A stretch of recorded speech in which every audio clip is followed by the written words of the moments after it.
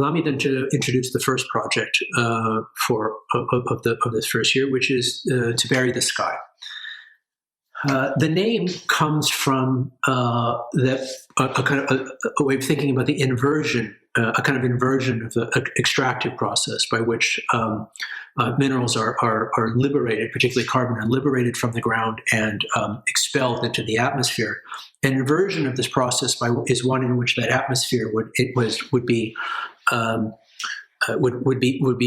captured and reorganized, and it's a kind of poetic way of describing the work of direct air carbon capture, which is what this project is directly looking at.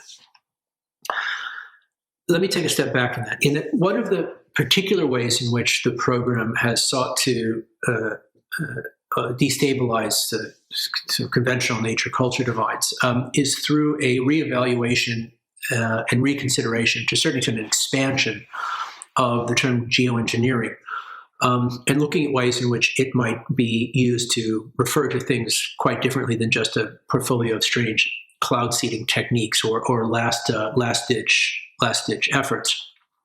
That is, it should refer instead to a scale of design effect,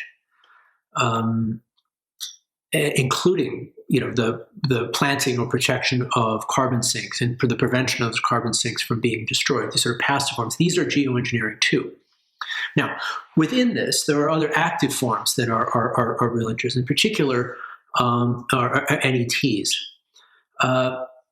In addition to the rapid decarbonization of the real economy, it is categorically essential to develop and to protect negative emission technologies, or NETs, which are technologies that in fact subtract the existing carbon and carbon dioxide from the ledger and would give those that decarbonization a fighting chance. So NETs can take different and diverse forms, including natural infrastructures, as mentioned, such as green carbon sinks as well. Now, why are we discussing this? The IPCC special reports have made it extremely clear that there is no way to keep global mean temperatures at or below 2 degrees centigrade, or probably 3 degrees, without, quote, climate significant removal of carbon from the atmosphere, on the order of hundreds of billions of tons.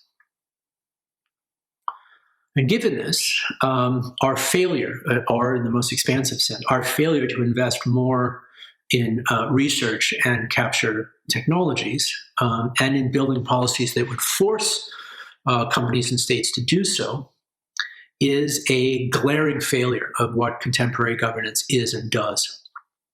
And while it's true as well, climate activism is too silent on the issue of negative emissions technologies more generally as well. To some extent, perhaps out of a caution that such things would be used as a path to avoid decarbonization of production.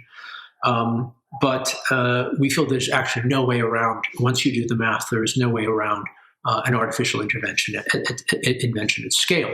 But as you'll see in the project, the issue is not just technological. It also has to do with land.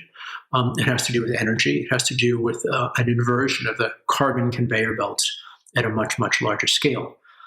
The problem is that to some extent, we're banking on technologies that don't exist yet at the scale in which we're talking about. There's plenty of test cases that show how they would sort of work in the lab. But if we take from the starting point that the response to anthropogenic climate change will itself need to be equally anthropogenic, that NETs are sort of part of a program that would see that instead of being a replacement for decarbonization, they are in fact what would, as said, would make decarbonization and other forms of reduction potentially successful. We also recognize how some of the discussions around NETs, let alone climate change, are bound up with other kinds of culture war dynamics that we see ultimately as kind of unaffordable at this point in time. It may be that the baby boomer generation's last and final capture of everyone else's future was to cast the response to climate change as some kind of 60s cosplay. This project does something quite different. It does the math to locate, in fact, how NETs might work, where they could work, and what they would look like. So with that, my pleasure to get the ball rolling with our first project in the first stage, To Bury the Sky.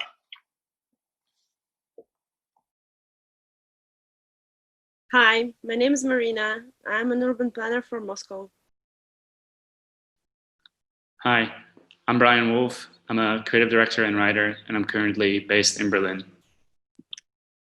Hi, my name is Pierce Myers. I'm a writer and designer also based in Berlin, and this is To Bury the Sky.